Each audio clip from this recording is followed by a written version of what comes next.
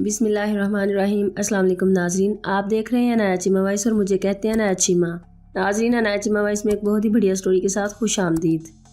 تو سٹوری کی طرف بڑھنے سے پہلے جن لوگوں نے ابھی تک میرے چینل کو سبسکرائب نہیں کیا وہ جلدی سے سبسکرائب کر لیں اور ساتھ لگے بیل کے بٹن کو پریس کر کے آل کا آپشن سلیکٹ کر لیں۔ Thank you. کہتے ہیں کہ ایک بادشاہ کی شادی کو عرصہ ہو گیا مگر گھر میں ولی عہد کی کمی ہی رہی، تو اس نے سلطنت کے کونے کونے سے اپنے اور اپنی ملکہ کے علاج معالجے کے لیے حکیم بلوائے۔ مقدر میں لکھا تھا اور اللہ نے ملکہ کی گود ہری کر دی۔ بیٹا پیدا ہوا تو بادشاہ کو یہ دیکھ کر چپ ہی لگ گئی کہ اس کے بیٹے میں ایک پیدائشی معذوری تھی اور وہ ایک کان کے ساتھ پیدا ہوا تھا۔ بادشاہ نے اپنے سارے وزیر بلوا بھیجے اور ان سے مشورہ کیا کہ اتنی بڑی سلطنت کی باغ دوڑ سنبھالنے کے لیے پیدا ہونے والا یہ ولی عہد جب اپنے آپ کو یوں معذور پائے گا تو احساس محرومی کا شکار ہو جائے گا۔ کس طرح اس خامی پر قابو پایا جائے؟ وزیروں نے مشورہ دیا، بادشاہ سلامت، یہ تو کوئی بات ہی نہیں، اعلان کرا دیجئے کہ آج سے جو بھی بچہ پیدا ہو اس کا ایک کان کاٹ لیا جائے۔ شہزادے کے سارے ہمجولی اور اس کے سامنے پلنے والی ساری نسل جب ایک کان والی ہوگی تو شہزادے کے دل میں کسی قسم کی محرومی کا احساس ہی نہیں پیدا ہوگا۔ حکم نافذ کر کے عمل درآمد شروع کرا دیا گیا۔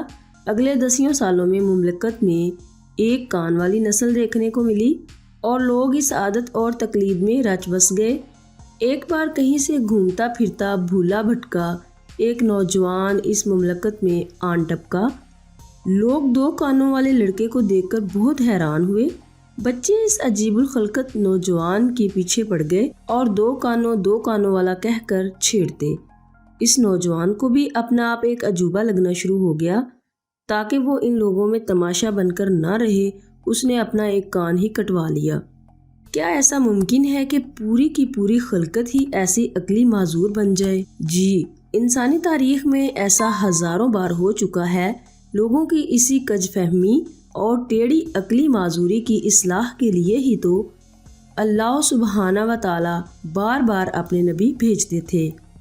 جیسے سیدنا ابراہیم علیہ السلام کی پوری قوم شرک کی معذوری کا شکار تھی۔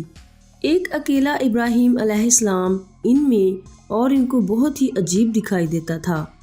سیدنا لوط علیہ السلام کی پوری قوم فطرت کی مخالف سمت میں چلنے والی تھی۔ ایک اکیلا لوط علیہ السلام ان میں عجیب دکھائی دیتا تھا کیونکہ وہ ان جیسا کام نہیں کرتا تھا۔ سیدنا شعیب علیہ السلام کی پوری قوم سود اور چور بازاری میں ایسی مبتلا تھی کہ ان میں اکیلا شعیب علیہ السلام بہت ہی انوکھا نظر آتا تھا۔ فقہ میں ایک بنیادی اصول یہ ہوتا ہے کہ سب لوگوں کا کسی ایک بات پر متفق ہو جانا اسے حلال نہیں بنا دیا کرتا۔